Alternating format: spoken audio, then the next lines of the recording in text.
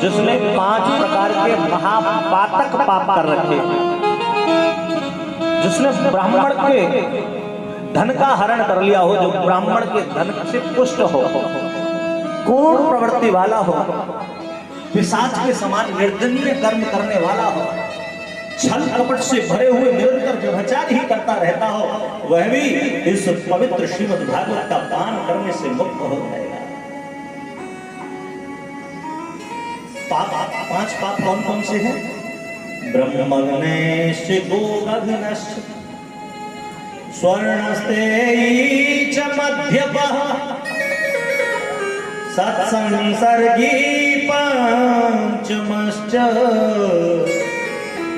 युग्रपापाः प्रकीर्तिता।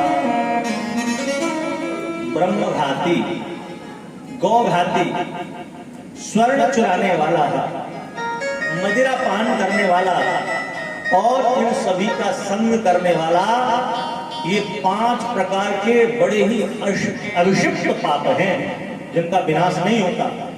इनको भी अगर कोई करने वाला रहा हो, कोई इनका संग भी करने वाला रहा हो, अगर वह भी श्रीमद् भागवत का पान कर ले तो उसकी भी मुक्ति हो जाती है। प्रेम से बोलो हरि शरणम। नारद जी ने पूछा, बोले इसका कोई सजीव जीवता जागता उदाहरण रहा है? बोले हाँ हाँ, इसके बारे में मैं एक आपको इतिहास सुनाता हूं, सुनो।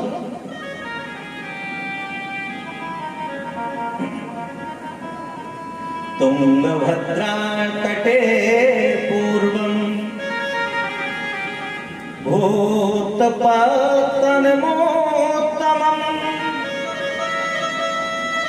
यत्र वर्णाः स्वधर्मेण सत्य सत्कर्म तत्पराः सत्य सत्कर्म तत्पराः।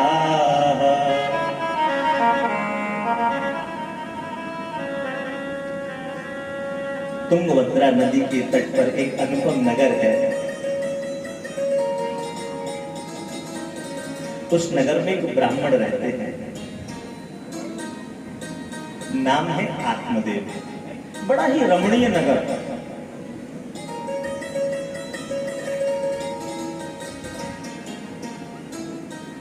बड़े ही सदाचारी हैं, सदा सर्वदा ही वेद का अध्ययन करने वाले, स्वाध्याय करने वाले, नित्य निरंतर भगवान की आराधना में ही संलग्न रहने वाले। ये जितने ही धर्माचारी हैं महाराज, इनकी पत्नी है, नाम है धुंधली। हाँ हाँ, इनके साथ साथ विपक्ष रूपी विपरीत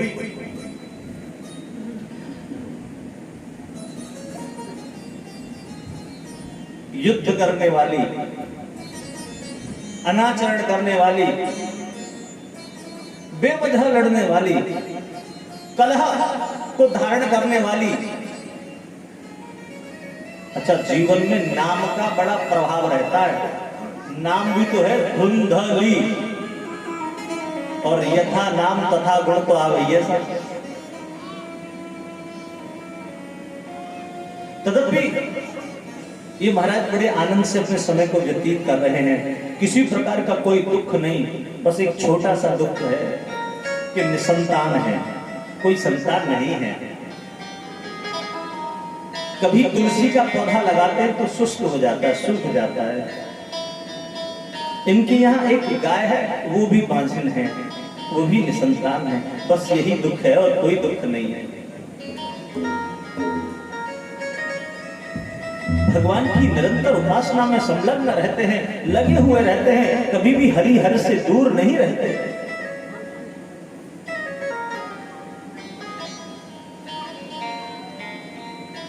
एक दिन की बात,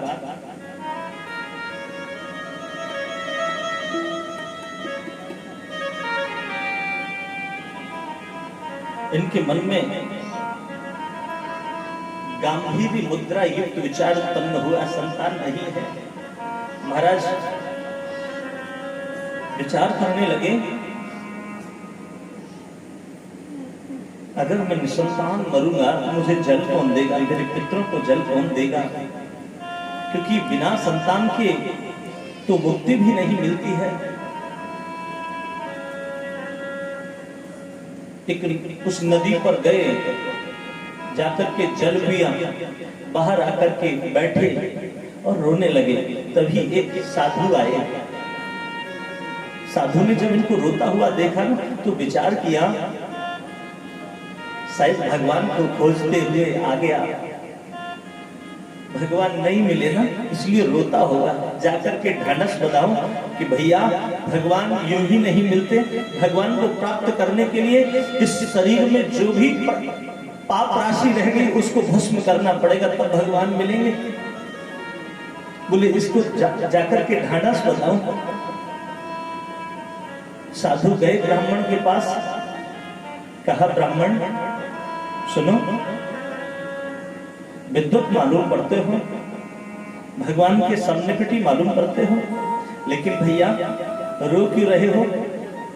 मत रो, भगवान के यहाँ देर तो है पर अंधेर नहीं है। अगर आपने भजन किया है भगवान को प्राप्त करने के लिए तो अवश्य ही भगवान प्राप्त होंगे, बिल्कुल मत रो। ब्राह्मण हाथ जोड़ करके बोले महाराज इस बात की चिंता नहीं है कि भगवान दर्शन देंगे या नहीं देंगे, भगवान मिलेंगे या नहीं। बोले तो क्या चिंता है, क्यों रो रहे हो? बोले महाराज मेरे कोई संतान नहीं है, पितृलोक मेरे हाथ से दिया हुआ अन्न जल ग्रहण नहीं करते हैं, इसलिए दुखी हूं। मैं तो यहां मरने के लिए आया हूं।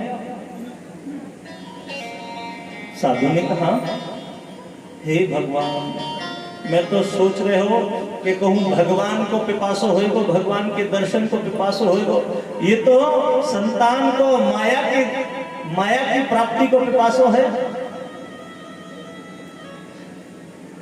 साधु ने कहा भैया या जगत में जाके में तुम बहुत ज्यादा यत्न कर रहे हो, जाति में आप रो रहे हो, रुदन कर रहे हो और जाति खातिर मरवे के लिए जा रहे हो।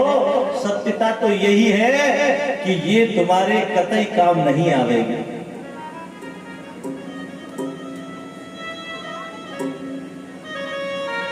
भैया सही तो बात ये है कि भगवान को स्मरण ही हमारे अंत समय पे काम आवे।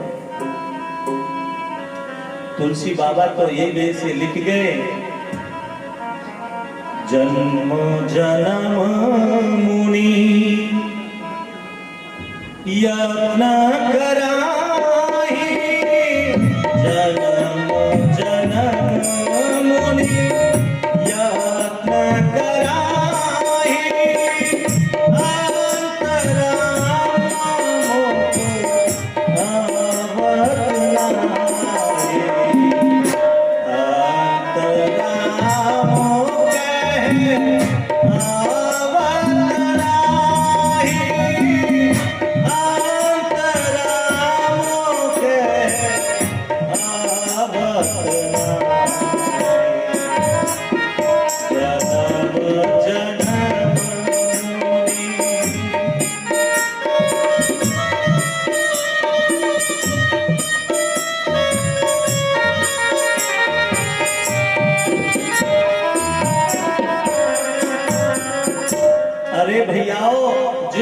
ने अपना जन्म जन्मांतर युग युगांतर व्यतीत कर दिए कि अंत के समय में मुख में बस भगवान को नाम स्मरण है जाए, वह हरि को नाम आ जाए, बस याके में उन्होंने युग युगांतर व्यतीत कर दिए, तब करत भय।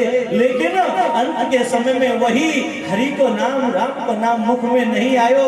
भैया वही नाम की खातिर तो ये संत महंत ऋषि महर्षि सारे के सारे गुफान में जाकर के पड़े हुए हैं, पूरी जग स्थिति को त्याग के पड़े हुए हैं, सिर्फ कि अंत के समय में कैसे हो करके भगवान को नाम मुख में आ जाए। भैया अंत के समय में भगवान को नाम उद्धार करने बारो है। जब तक भगवान को नाम मुख में नहीं आएगा तब तक तक उद्धार नहीं होगा भैया।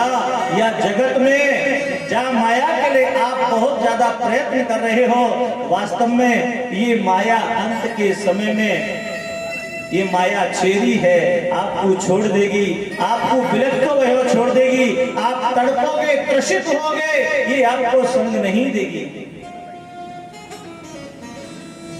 अरे भैया, यासु भगवान को भजन करो, भगवान के भजन को ही सार है, वही मुक्त करने वालों है, वही नित्य शुद्ध और मुक्त करेगो, वाके अलावा और कुछ नित्य शुद्धता को प्राप्त नहीं करावेगो।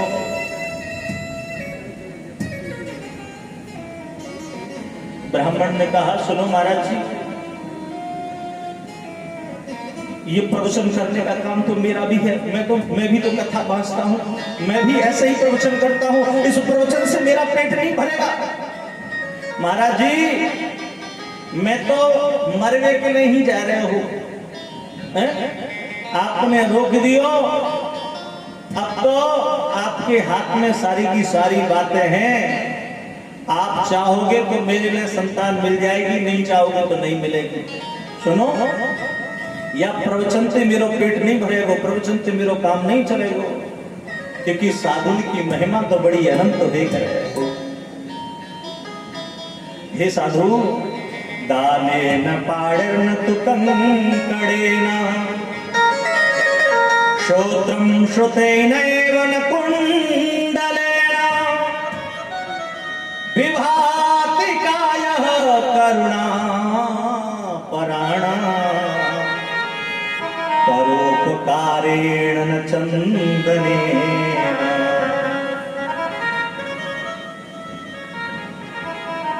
हाथ दान से विभूषित होता है, कंकड़ से नहीं।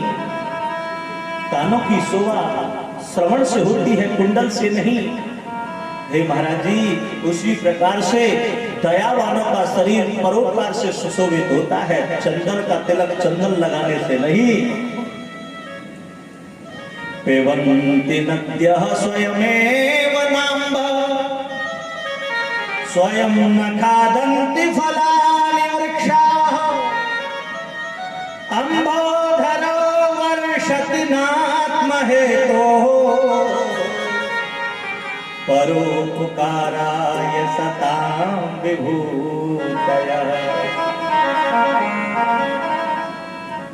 सरोवर फल नहीं खाते हैं, सरोवर पिबत न पान।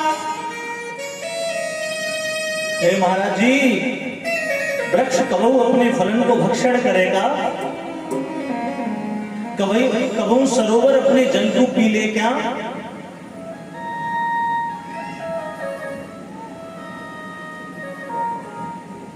हे देव, जैसे नदी को जल, सरोवर को जल दूसरे की पिपासा को शांत करने के काम आवे, जैसे वृक्षण को फल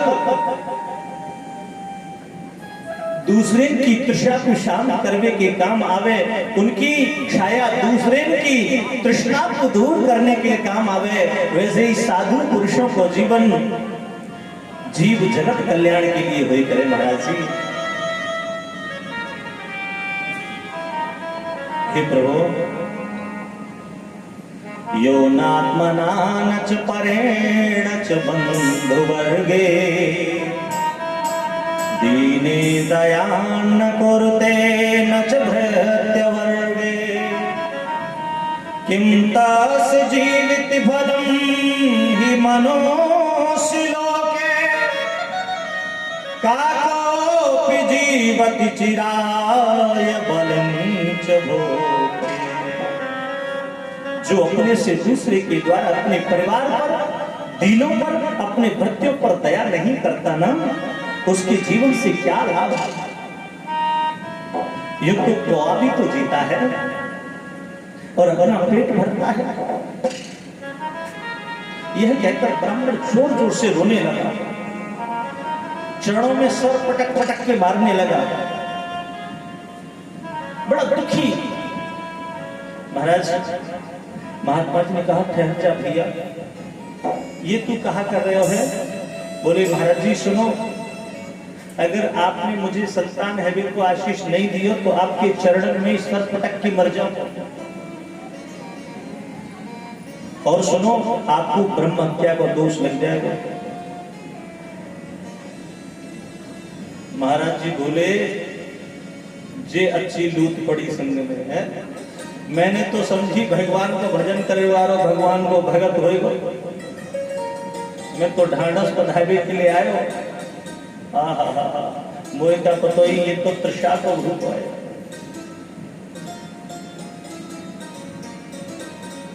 महाराज जी ने उसकी मस्तक की रेखाएं माची, भैया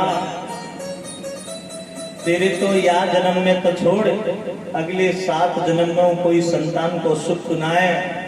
महाराज और बेहुबल है गयो, सर बड़ी तेज पटक की महाराज जी के चरणों में मारो। महाराज जी ने बड़ी मुश्किल से पकड़ो, भैया ऐसे तो तू मर जाएगा। बोले यही वजह से तो मारो, मैं तो वैसे ही मरने के लिए आयो, अब तो मैं आपके चरण में ही पटक सर मर जाएगा। क्यों? क्योंकि एक तो मैं वैसे ही बहुत ज्यादा त्रसित है रहे हो, आपने तो अब ये और बता दी कि 7 जन्मों तक कोई संतान को योग ना है, तो ऐसे या जीवन को कहा लाभ।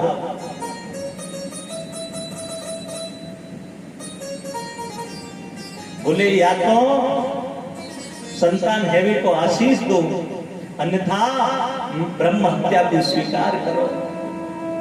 महाराज जी बोले, ब्रह्म हत्या से बचना ज्यादा जरूरी है, तेरी जैसी करनी भैया तू वैसे ही भरेगो। महाराज जी ने अपनी झोली से एक फल निकाल के ब्राह्मण के हाथ में थमा दिया, भैया रुक ले, ये फल ले, जा तेरी संतान होगी। भगवान को ध्यान करके अपनी पत्नी को ये भक्षण करा दिए, प्राप्त करा दिए। बड़ा खुश भयो। बोले अच्छा। बोले महाराज जी, इतनी देर से आप मेरे सर अपने चरणन में पटकवा रहे, या फले तो पहले ही दे देते निकाल के। महाराज जी ने कहा, अपनी पत्नी को कहियो भगवान को भजन करे, नित्य शुद्ध बुद्ध और मुक्त है कि भगवान के चरण को अनुराग करे।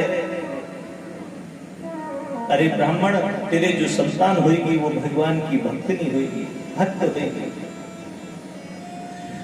पुत्रादिशु हीनोयम संन्यासः शुष्क एव हि गृहस्थ सरसो लोके पुत्र पौत्र समन्वितः।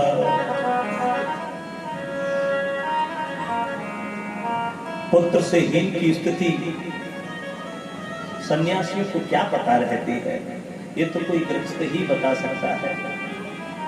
जैसे से फल मिला, प्रसन्नता से उछल पड़ा, दौड़ करके घर पहुंचा। हे देवी, देवी ब्राह्मणी को बुलाया, धुंधली को, लो सुनो ये फल पाओ, अब हम संतान युक्त होंगे, हमारी संतान होगी। एक साधु की हमारे ऊपर कृपा हुई है, साधु रूपी भगवान की कृपा हुई है। धुंधली ने कहा, अवश्य ही काऊ साधु ने इनको ठग लियो। हाँ, ये साधु तो होएगा नहीं, ठगवे के नहीं। महाराज धुंधली की बुद्धि तो ऐसे ही चलेगी जैसी है। ब्राह्मण ने बड़ो समझायो, तदपि वाने ये कही, ठीक है तो मैं पहले स्नान ध्यान तो कर लूं, मंदिर में रख दो, लग जाए कि मैं पाए लूंगी अपन। ब्राह्मण देव रख के बाहर चले गए।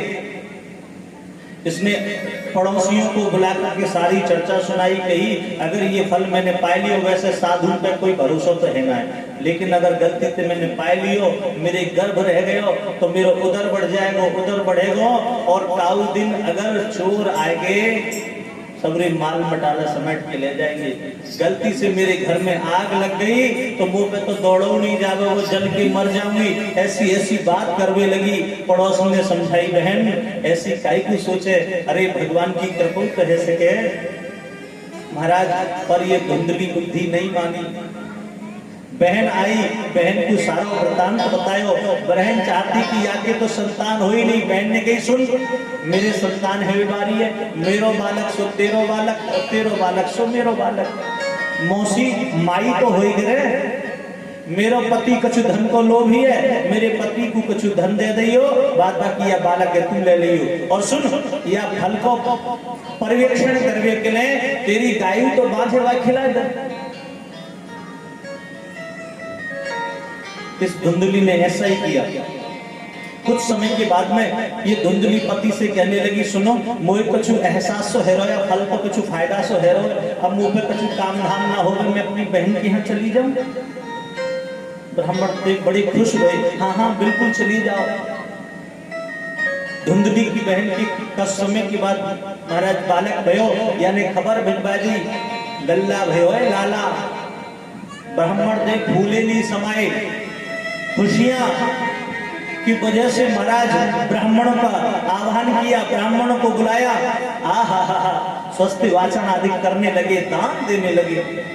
कुछ समय के बाद में क्या देखा कि गाय के भी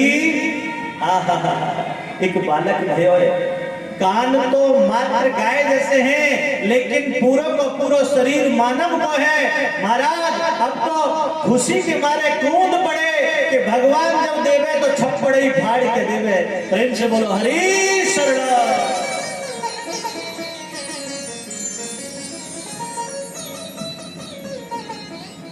नामकरण संस्कार को दिन आयो, नामकरण करने के लिए जैसे ब्राह्मण देव बैठे, धुंधली आई, सुनो 9 महीना पेट में रखो मैंने, पालो मैंने, कष्ट उठाए मैंने, अब नाम रखने को समय आया तो आप आगे आएंगे। बोले ना जी नाम तो मैं रखूंगी।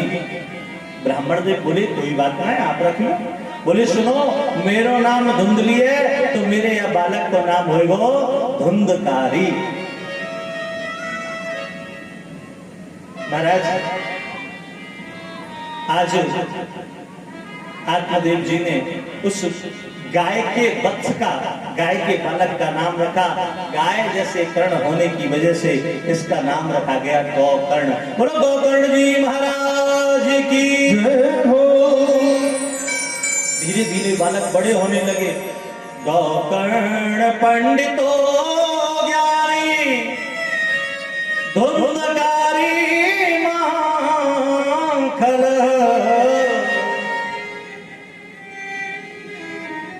ये गोकर्ण महाराज भगवान का अर्चन करने वाले पंडित यानी संत स्वरूप हो रहे हैं। और ये जो धुंधकारी है ना, दुराचारों में लग गया, पापाचारों में लग गया, अनाचारों में लग गया, छोटे छोटे बालकों को पकड़ के कुएं में डाल देता, मार देता।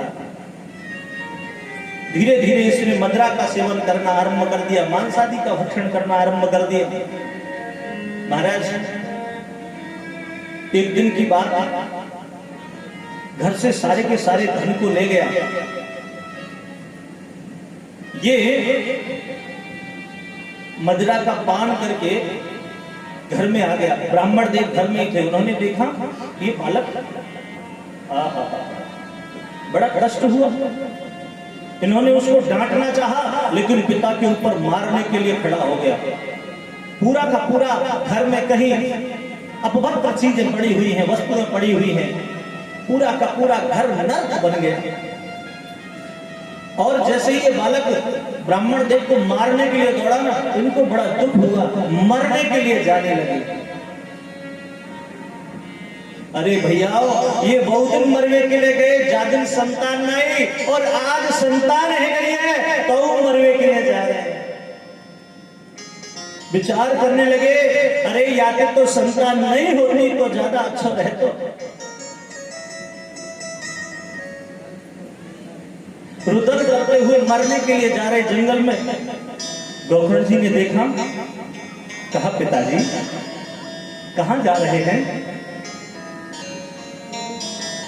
भैया तेरो जो भाई है वो बिल्कुल नरकगामी है गयो है, वाने मेरे मंदिर से घर को नरक बना दियो है, और या नरक में मेरो जीवे को कहा काम, या से तो मेरो मरने में ही लाभ है। गोकर्ण जी महाराज ने बड़ा ही सुंदर रूप से आत्मदेव को समझाया, कहा हे पिताश्री देहेस्ते मांस रुधिरे गमतिं त्यजतुं जाया सुतादिषु सदा ममतां विमुञ्चा पश्यानिशं जगदिदं क्षणभङ्गनिष्ठम् वैराग्यरागरसिको भवभक्तिनिष्ठः। हे पिताश्री, आप जिस ममता मोह की वजह से मरने के लिए जा रहे हैं, वो ममता मोह किससे? इस शरीर से। लेकिन हे पिता, इस शरीर में हड्डी मांस और रुधिर ही तो भरा पड़ा है। देहेस्ति मांस रुधिरे भ्रमति त्यजत्वम्। फिर इसमें अहमता की बुद्धि कैसे? तब आप इसमें अहम बुद्धि न करें। जाया सुतादिषु सदा ममतां विमुञ्चा पश्यानिशं जगदिदं क्षणभङ्गनिष्ठम्। जगत की क्षणभंगुरता पर ध्यान न दें। हे पिताश्री, वैराग्य धारण कर भगवान की भक्ति में लग जाएं। इससे आपके संपूर्ण दुखों का विनाश होगा, तृप्ति होगी। क्षणभंगुर जीवन की कलिका कलि प्रात को जान के लिए न की।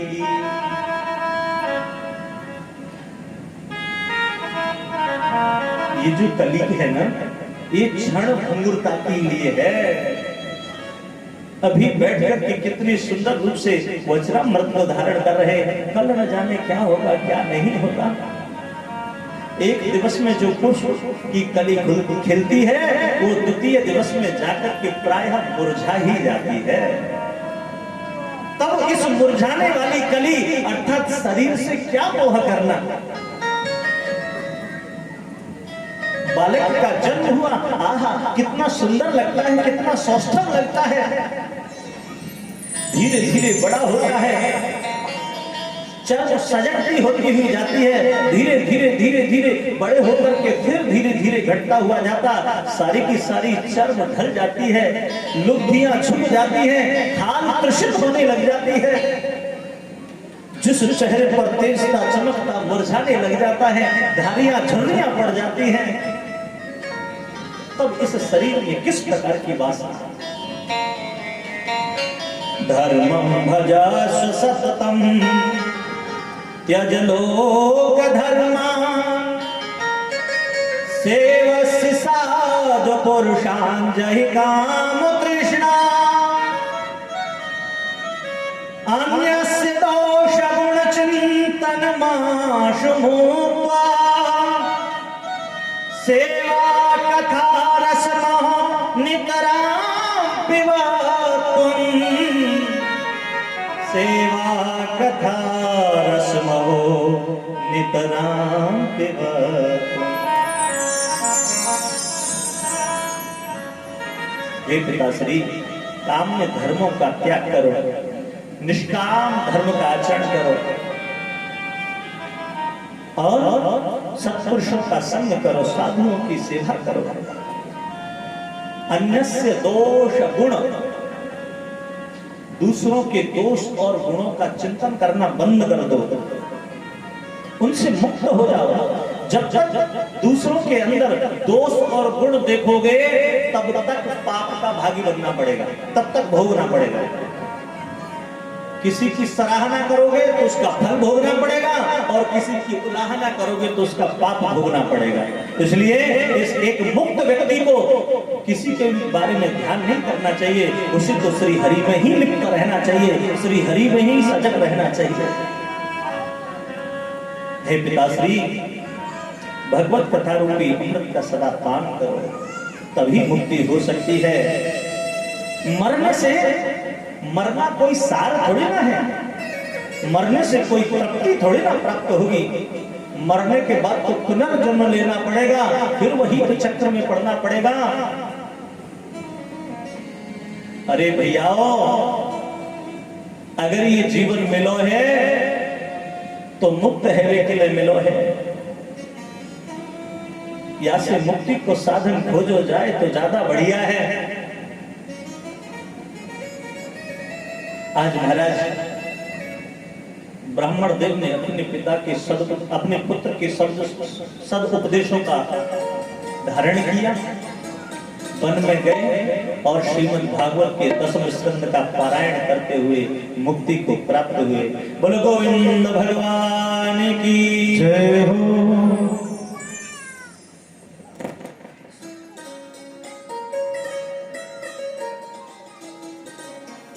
श्री कृष्ण शरणं मम,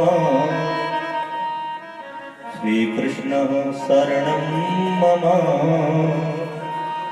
श्री कृष्ण शरणं मम, श्री कृष्ण शरणं मम, श्री कृष्ण शरणं मम, श्री कृष्ण शरणं मम, श्री कृष्ण शरणं मम, श्री कृष्ण शरणं मम,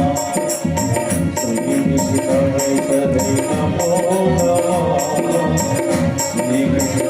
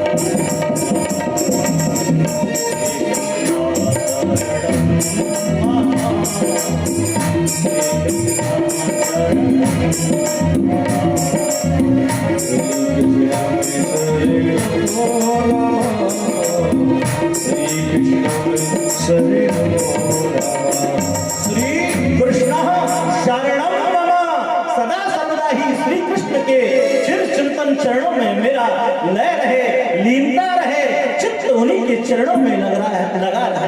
हे प्रभु यही चाहता हूँ।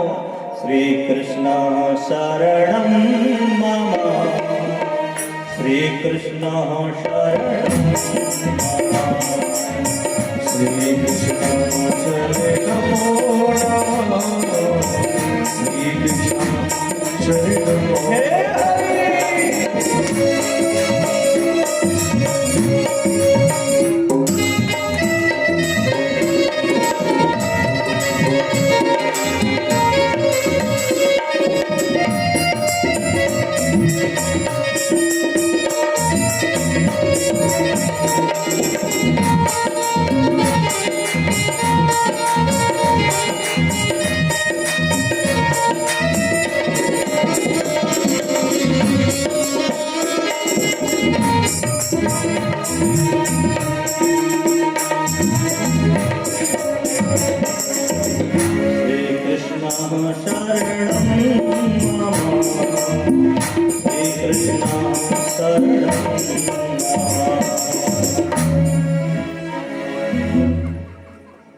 सूत जी महाराज कहते हैं, हे ऋषियों,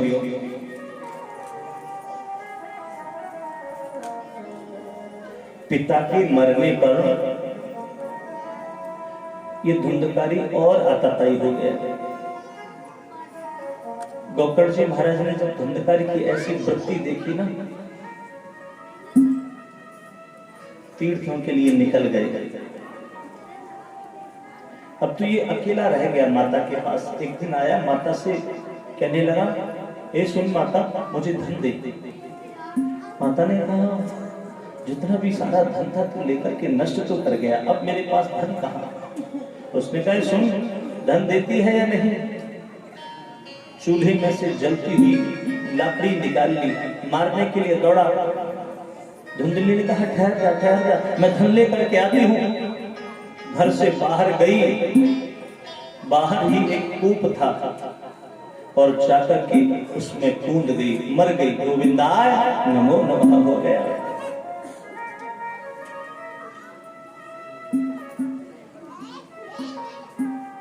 अरे भैयाओ, यहाँ सबसे बड़ा सुंदर उपदेश है। बालक की सबसे प्रथम जो गुरु हुए ना, वो माँ ही होए करे। माता चाहे तो बालक को कछरू बना सके। माता से एक ही निवेदन है कि माता जने यदि सुत जने, जने दाता या सूर, नहीं तो जननी बांझ भली, काहे गवावे नूर। माता अगर जन्म ही देवे तो या तो कौ सूरवीर को जन्म दे या भगवान के भक्त को जन्म दे, अन्यथा वो जन्म नहीं दे, जन्म ही न दे, या तो बांझ ही भली। काश धुंधली ने अपने पति के साथ में मिथ्याचार न किया हो तो, पति से झूठ न बोलो हो तो, मिथ्या वचन न बोलो हो तो, पति से धोखा नहीं किया हो तो आज ये धुंधली को दिन देखना पड़ता था। अरे मैयाओ, या जीवन में कोई न कोई तो रेखा होई करे, कोई न कोई तो बाधा होई करे। विवाह के बाद में पति रूपी रेखा है, और या पति रूपी रेखा को भी उल्लंघन करोगी तो भोगना ही पड़ेगा, जैसे धुंधली को भोगना पड़ा।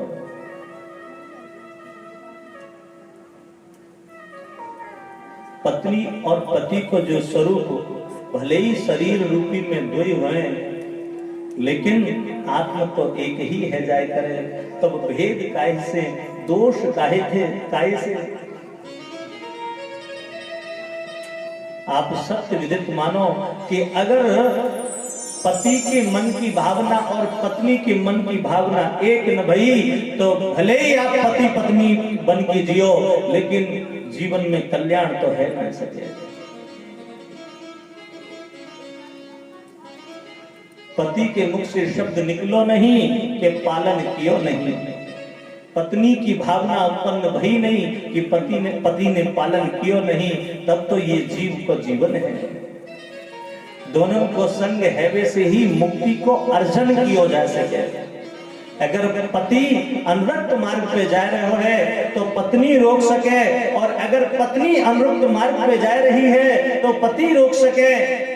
एक को दूसरे के संग से ही कल्याण है। लेकिन ना, धुंधली की पहले समझ में नहीं आई, तासु या कूप में गिर के हत्या करनी पड़ी। आजकल बहुत सुनी जा रही है, महाराज फलाने ने फांसी लगा ली, फलाने ने अग्नि जला ली। वह को मूल कारण है कि आपने हृदयांगम नहीं किया।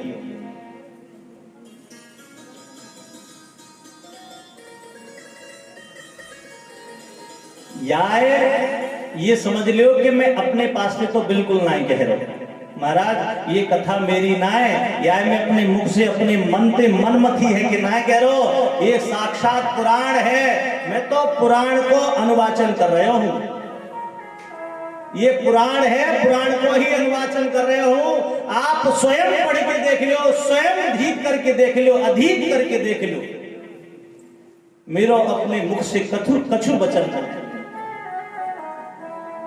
महाराज, ये पुराण कोई सामान्य पुराण नहीं है, ये ऋषि को महर्षि को सर्च किया हुआ पुराण है। आगे आगे जो ऋषि महर्षि मुनि जो बिल्कुल वेद रूप में सर्च करके गए हैं, वही हमारे जीवन के उद्धार के लिए लिखित रूप में हमें देख करके गए हैं। तदपि अगर आपको यहाँ पे विश्वास ना है तो करके देख लो। सीधी सी बात है, 10, 20, 50 साल 40 साल की उम्र मिली है साहब, पुराण सुन के, महर्षियों की सुन के, आचार्यों की सुन के, गुरुओं की सुन के, या तो वाको धारण कर लो तो आपको जीवन में जो कुछ समय मिलो है वाको सदुपयोग है जाएगो। अन्यथा खुद करके देख लो, कछु नहीं मिलेगा, ठोकर लेके मर जाओगे। प्रेम से बोलो हरि शरण।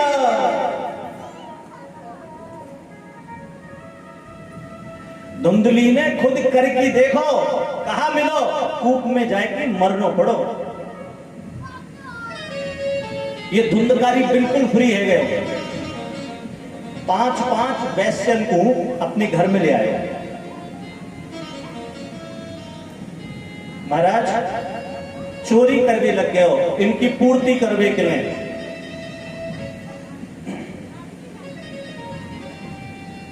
जीव जब इन वैश्यन के हवाले है जाए तो जैसे ये चाहे वैसे चलावें। ये वैश्या क्या है? ये इंद्रिय ही वैश्या है। इंद्रियों से क्या उत्पन्न होता है? काम, क्रोध, लोभ, मोह, मद। और जब जीव इन 5 वैश्यन की गुलामी करे तो वह को कभी उद्धार नहीं है सके।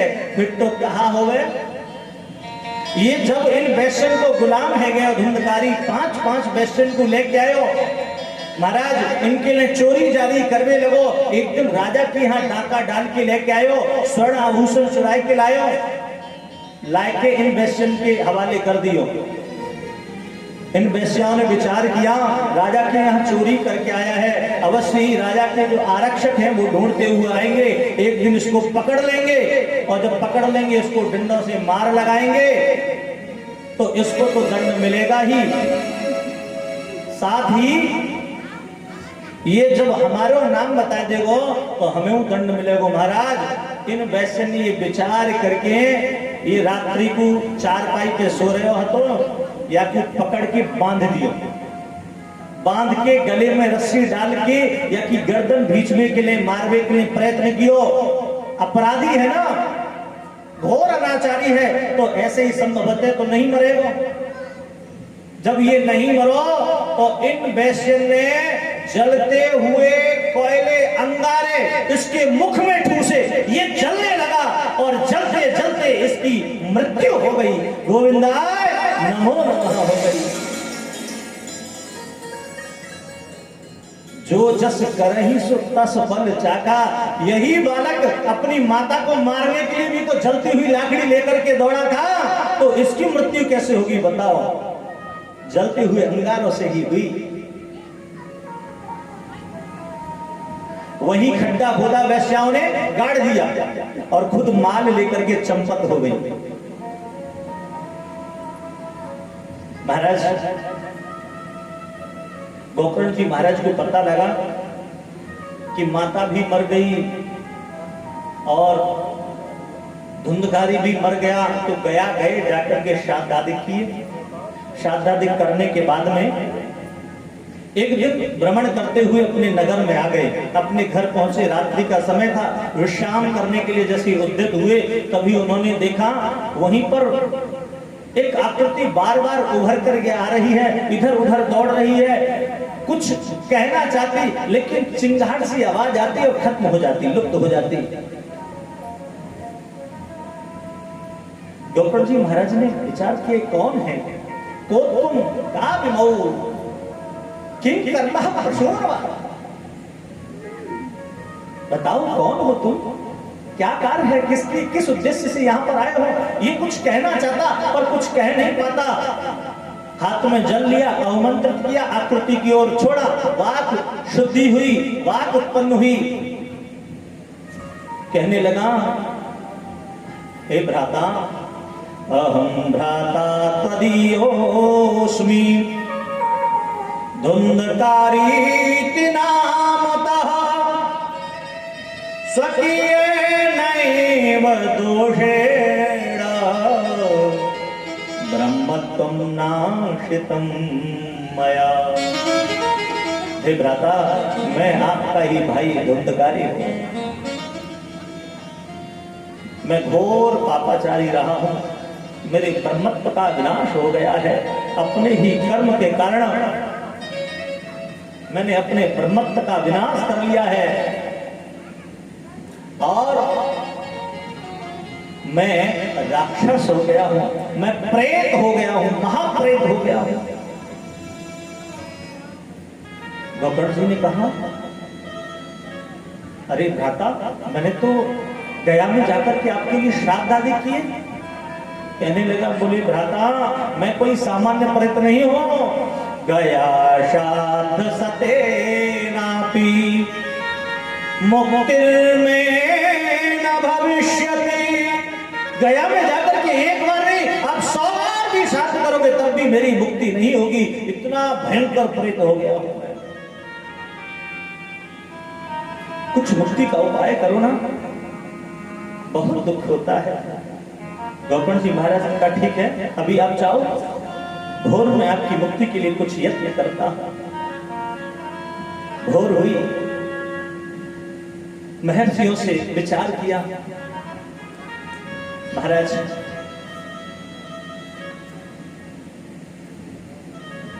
जब कोई यत्न प्राप्त नहीं हुआ तो भगवान सूर्यदेव का स्तंभन किया। भगवान सूर्यदेव ने कहा, श्रीमद्भागवतां मुक्ति सप्ताहं वाचनं कुरु।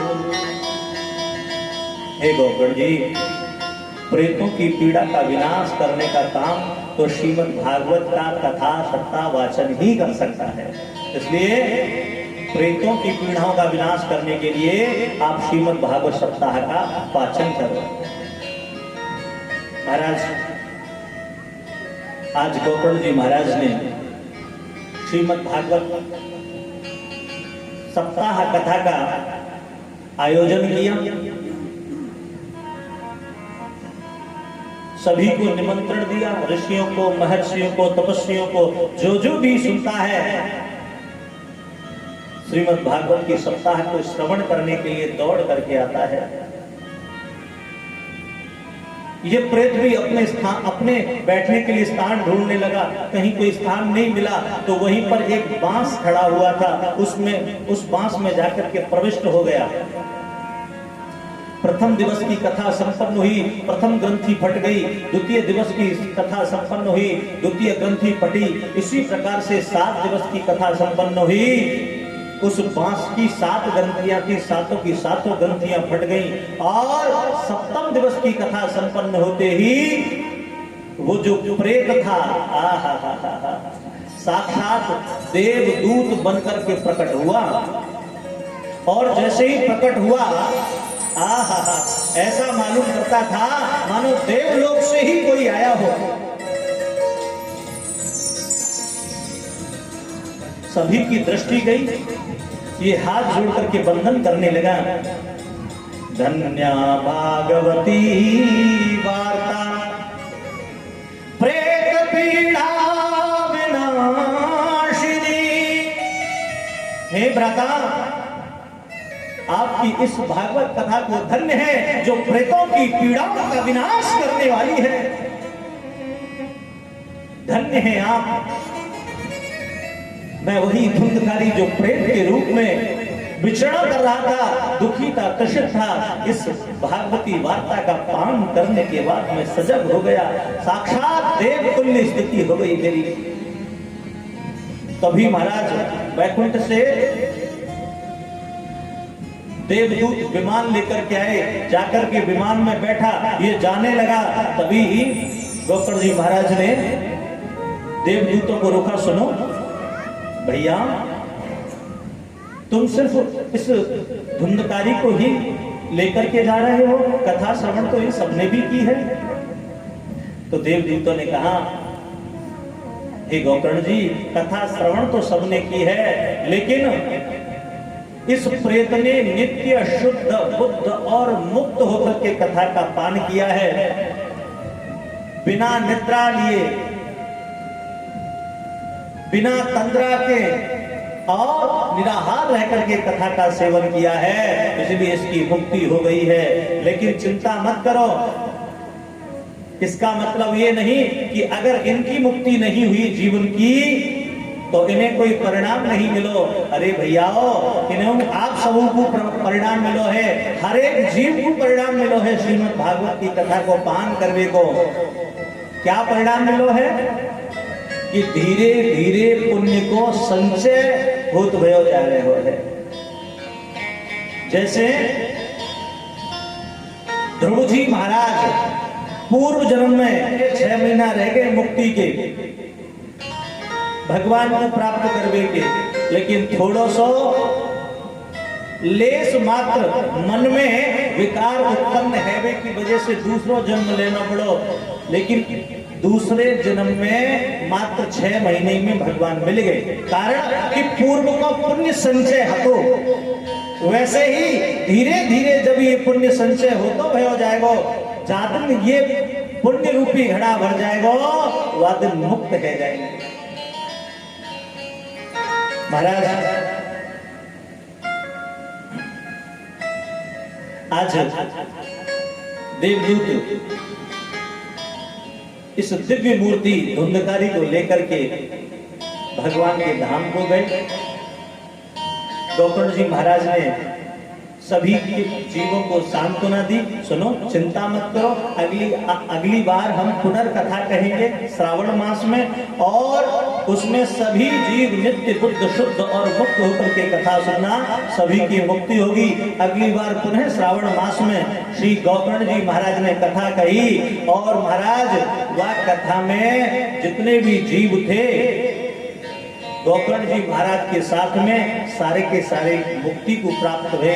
जैसे कि जब राम जी गए तो अपने साथ में अपनी लीला को स्मरण करके जब राम जी जावे लगे तो अपने साथ में समस्त भक्त परिकर को लेके गए। वैसे ही जब श्रावण मास में पुनर्गोकर्ण जी ने कथा को स्मरण किया, वैसे ही देवलोकन से विमान आए तो वहां में गोकर्ण जी महाराज तो गए और उनके साथ में उनकी सारी की सारी जो सभा थी वो सारी की सारी तृप्त होकर के भगवान के धाम को गई। बोलो गोविंद भगवान की जय हो, बोलो आनंद कंद भगवान की जय हो।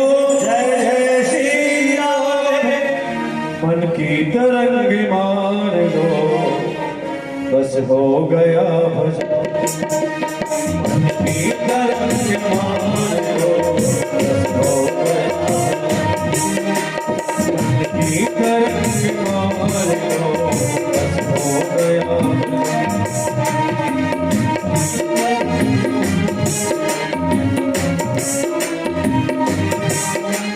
मन की तरंग मार लो बस हो गया भजन, मन की तरंग मार लो बस हो गया भजन, मन की तरंग मार लो बस हो गया भजन, मन की तरंग मार लो हो गया भजन, मन की तरंग मार लो, मन की तरंग मार लो बस हो गया।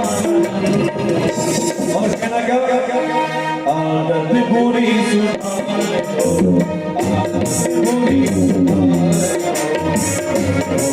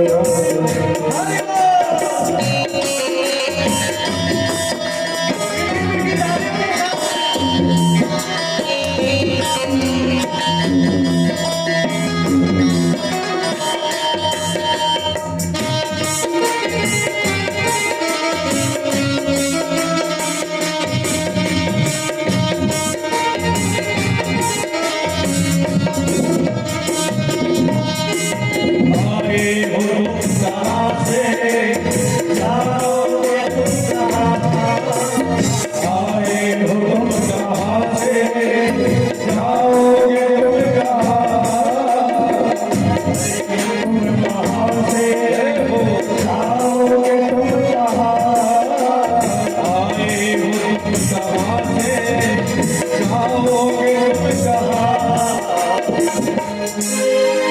आए हो तुम कहाँ से, आए हो तुम कहाँ से, जाओगे तुम कहाँ। बस ये जिंदगी गुजारे लो, बस हो गया, बस ये जिंदगी गुजारे लो, बस हो गया।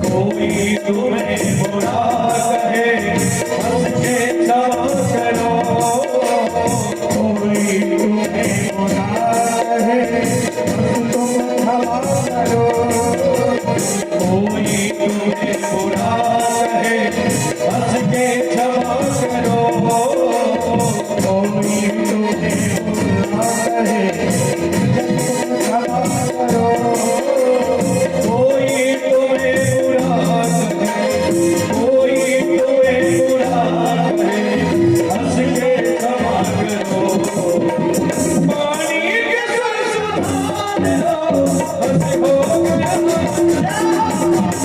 पानी के सुर सुधार लो, हंस हो गया।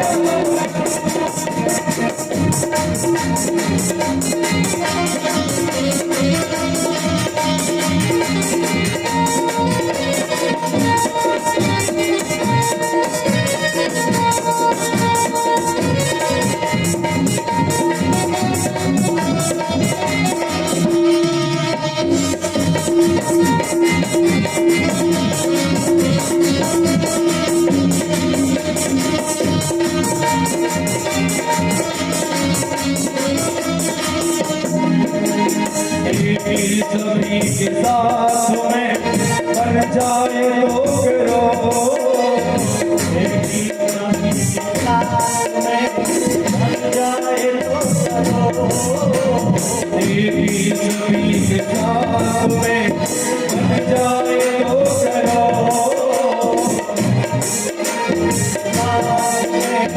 बन जाए लोग रो,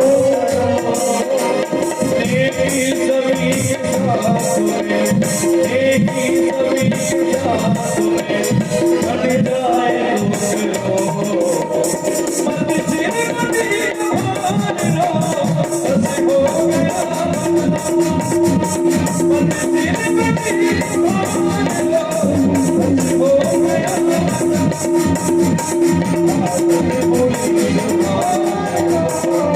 हो गया, आपने बोली बस हो गया।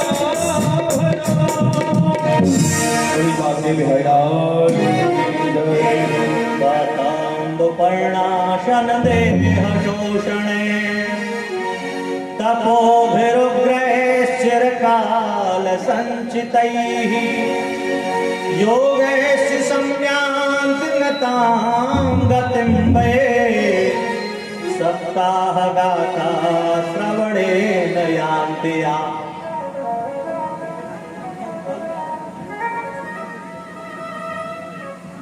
सनकादिक मुनि कहते हैं नारद जी, मैं इसका वर्णन कहां तक करूंगा। जिन्होंने एकाग्र चित्त होकर के गौतम द्वारा कही जा रही सत्ता कथा का पद भी सुन लिया था, उसको भी फिर मातृ गर्भ की यातना नहीं भोगनी पड़ी। वायु जल पीकर, पत्ते खाकर, कठोर तपस्याओं से शरीर को सुखाकर और योग द्वारा भी जो गति नहीं मिलती, वह सप्ताह कथा श्रवण करने से मिलती है।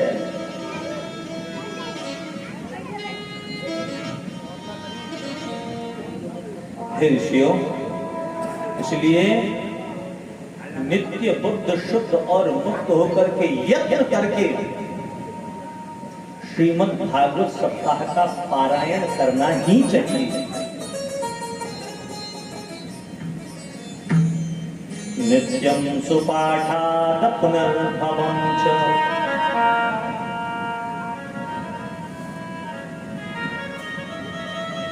और सुनो, श्रीमद् भागवत को सुनने का फल क्या है? श्रीमद् भागवत को सुनने का फल बड़ा ही उत्तम है। क्या? ऐसा नहीं कि हमने अभी तो भागवत सुनी है, अब या भागवत को कहाँ सुनेंगे, पूरी भागवत में एक ही तो चर्चा है, वही बार बार सुन लो, वही बार बार सुन लो। तो सत्य विदित यही मानो कि आपने भागवत सप्ताह की श्रवण ही नहीं की हो।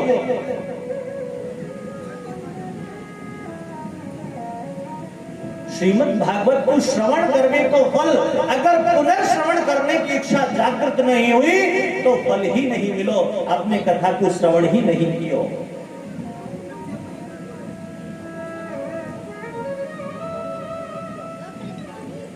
जब तक मोह रहु रसिका भुवि भावुकाः,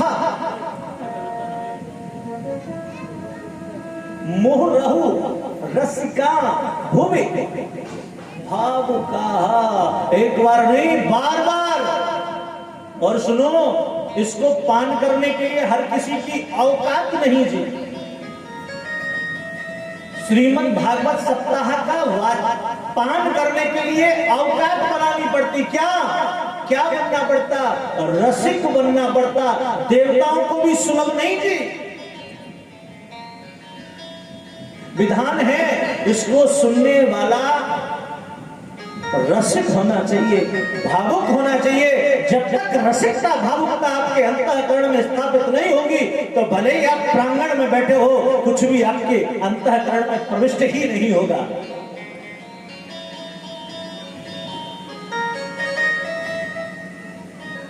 इसलिए तो कहा है, ये रसिकों को और भावुकों के लिए है, हर किसी के लिए नहीं है।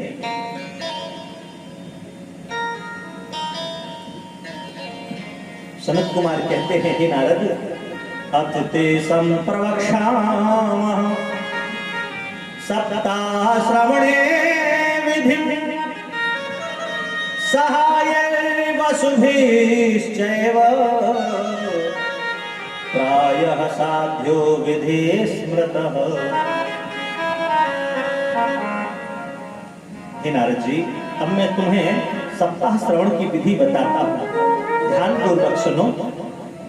यदि स्वतंत्र रूप से सप्ताह कराने की सामर्थ्य न हो तो 8-10 सहायक मिलकर के भी कथा सप्ताह करा सकते हैं। सर्वप्रथम ज्योतिषी से मुहूर्त पूछें। स्वयं इसमें व्यास जी का मत है, भौमैक वर्जिता वारा भानी ध्रुव मृदूनि च शुभ योगे तिथौ लग्ने कथारंभः प्रशस्यते। सप्ताह के लिए चैत्र और पौष को छोड़कर सभी मास शुभ बताए हैं। मंगल सभी सदी का शुभारंभ नहीं होना चाहिए। मलमास शुक्लाष्ट और गुरुचंद्र के अस्त्र में गुरुवादित्य खरमास मीन और धनु की संक्रांति अर्थात चैत्र और पौष में अर्थात क्षय तिथि में सप्ताह करने का विधान नहीं है। इसलिए पूज्य आदरणियों से, ज्योतिषियों से शुभ लग्न वार तिथि मुहूर्त दिखा करके श्रीमद् भागवत पारायण को शुभारंभ करना चाहिए। आगंतुकों के लिए शुभ स्थान दें, भोजन आदि का समुचित प्रबंध कर दें। तीर्थ में, वन में अथवा घर में जहां भी विशाल स्थान हो वहां समुचित स्थान की व्यवस्था रखें। वक्ता श्रोता को चाहिए कि पारायण प्रारंभ होने से पूर्व ही क्षौरादि कर्मों से निवृत्त हो जाए।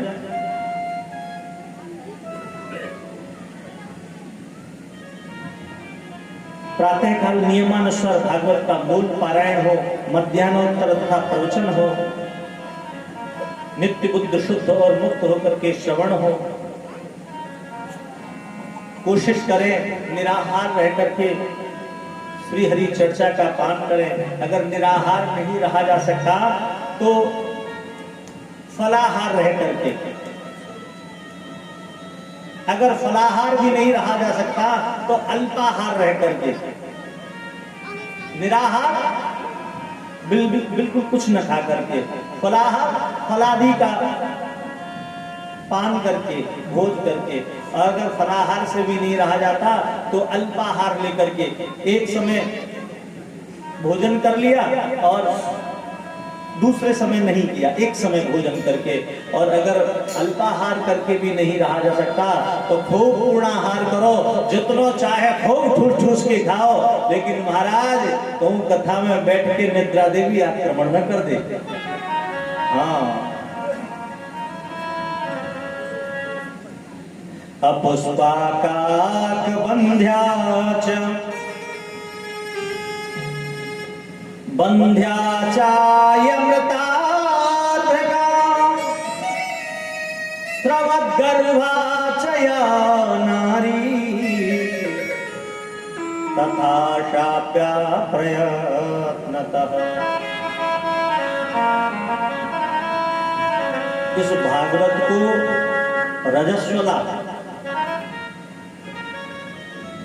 म्लेच्छ, नास्तिक, पतित आदि पुरुषों से वार्तालाप न करें भागवत के बारे में। इसका परिणाम है जिस स्त्री को मासिक धर्म नहीं होता, जिसे एक बार भी प्रसव न हुआ हो, जिसको कभी प्रसव ही न हुआ हो, जिसके बच्चे मर जाते हो, जिसका गर्भ गिर जाता हो, ऐसी स्त्रियों को तो प्रयत्न पूर्वक सुनना चाहिए। इस कथा के श्रवण से ये सारे के सारे दोष नष्ट हो जाते हैं। किससे सुननी चाहिए? अवैश्रव मुखा गाथा न श्रोतव्या कदाचन शुकशास्त्रं विशेषेण श्रोतव्यं वैष्णवात्।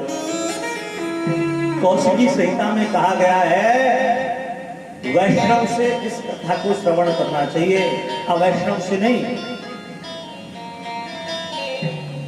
भागवती कथा तो विशेष रूप से पूर्वाचार्यों के मत के अनुसार वैष्णवों के बारे में बताया।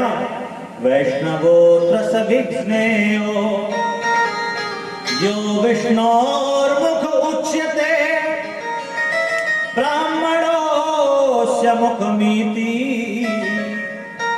श्रुतेर्ब्राह्मण एव च। ब्राह्मण के मुख से ही श्रवण करना चाहिए, गुरु भी ब्राह्मण कोई भी बनाना चाहिए, अन्य किसी को नहीं। इस आसन पर बैठने का अधिकार भी ब्राह्मण का ही है, इसलिए ब्राह्मण के मुख से ही श्री हरि चर्चा का पान करना चाहिए। ब्राह्मण नित्य शुद्ध बुद्ध और मुक्त हो। विप्रो विप्रेतर गुरोर विप्रो जायते ध्रुवम् न च विप्रेषु पूजार्हः तस्माद् विप्रं गुरुं चरेत।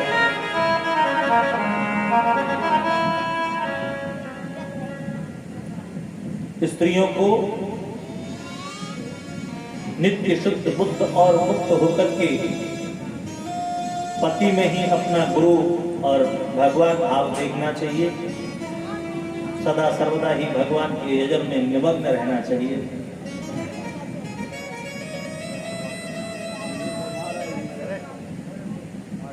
श्री सूत जी महाराज कहते हैं, हे शौनकादि ऋषियों,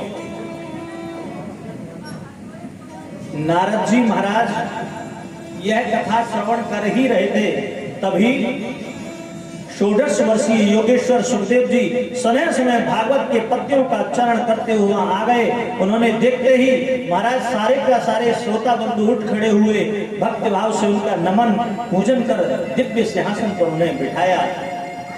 सुखदेव जी ने कहा, निगम कल्प तरोर गलितम फलम शोक मुखादमृत द्रव संयुतम पिबत भागवतम रसमालयम मुहुरहो रसिका भुवि भावुका। हे रसज्ञ सज्जनों, यह श्रीमद् भागवत वेद रूपी कल्प वृक्ष का सुंदर फल है। यह भक्त रस से ओतप्रोत है, भगवत कृपा से ही पृथ्वी पर प्राप्त हुआ है। आप लोग जीवन भर इस अमृत रस का पान करते रहें।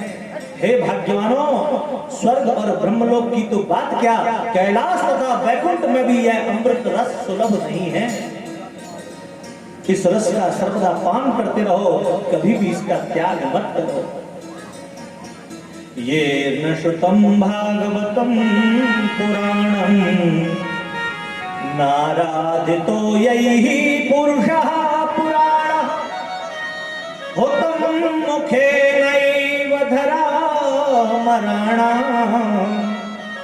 तेषां वृथा जन्म गतं निराणा। सूत जी कहते हैं, सौनक जी, मनुष्य शरीर पाकर जिसने भागवत का श्रवण नहीं किया, पुराण पुरुष भगवान की आराधना नहीं की एवं ब्राह्मणों के मुख रूपी अग्नि में जिसने समुच्च आहुति नहीं दी, संसार में उसका जन्म तो बिल्कुल व्यर्थ है। जो मनुष्य दारिद्र्य दुख रूपी ज्वर के ताप से संतप्त है, सांसारिक माया ममता रूपी पिशाची द्वारा कुचले गए हैं, वह संसार सागर में गोते खा रहे हैं। वे मेरी शरण में आए, मैं उनका उद्धार करूंगा, ऐसा यह भागवत का डिडिम्ब घोष है। दारिद्र्य दुख ज्वलदाहिताना माया पिशाची परिमर्दिताना संसार सिंधो परिपातिताना क्षेमाय वै भागवतम प्रदर्शति। इसलिए सदा सर्वदा ही नित्य शुद्ध बुद्ध और मुक्त होकर के श्री हरि चर्चा का पान करते रहना चाहिए,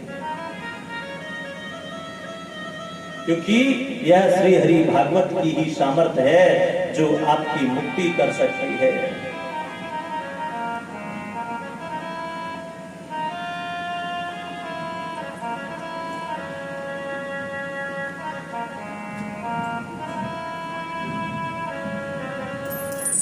इस प्रकार से यहाँ श्रीमद् भागवत का महात्म्य संपन्न होता है। आइए हम सभी अब श्रीमद् भागवत के प्रथम स्कंद में प्रवेश करते हैं।